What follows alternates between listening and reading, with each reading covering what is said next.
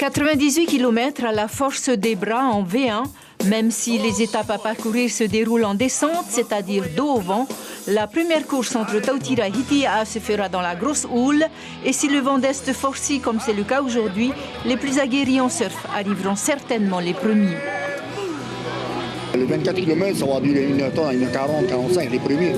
Donc c'est plutôt la dernière étape pour aller jusqu'à mourir. C'est un peu là où ça va jouer un peu. C'est un peu l'étape de joindre derrière terre.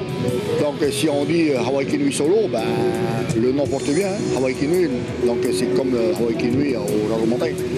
Mais moi personnellement, s'il y a des bons primes à aller gagner, je serai là dans la partie pour la course. Si le vent est favorable, c'est-à-dire nord-nord-est, ça risque d'être lent, mais avec du surf, donc un peu mieux. Par contre, si c'est flat ou de la remontée, là, ça va vraiment être très, très dur. La seconde étape de 24 km, celle où les femmes pourront se mesurer, partira de Hitia vers Hitimahana. Habitués au marathon de 14 km, les 10 km supplémentaires ne les effraient pas pour autant. Je ne sais pas s'il y aura beaucoup de femmes, peut-être des seniors, des 40, quelques 50, mais après, je ne crois pas, 60, c'est un peu dur. Les pilotes de maintenant, elles sont hautes, tu vois, mais il y a beaucoup. Si le vent est droit, ça va, mais si le vent est 3/4 arrière, ça va être très dur. Ça change que d'avoir de la remontée ou voilà, un parcours en circuit, tu vois.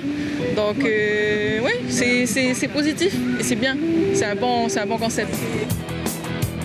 La plus longue et certainement la plus rude de 47 km entre Hitimahana et Apiti, où l'arrivée est prévue sur le motu de Coco Beach.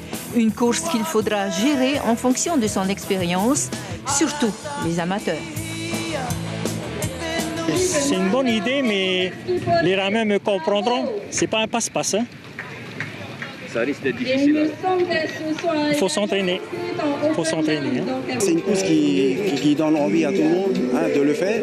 Et c'est une course de distance assez lourde, jusqu'à Montréal.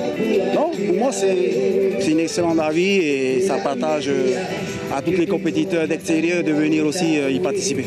Plus long que le Te-Aito, 300 à 400 rameurs sont attendus pour cette longue étape de 3 jours, avec au bout du compte une enveloppe qui pourrait se monter à plus d'un demi-million pour les vétérans et les élites. Coup d'envoi de la course le 28 novembre.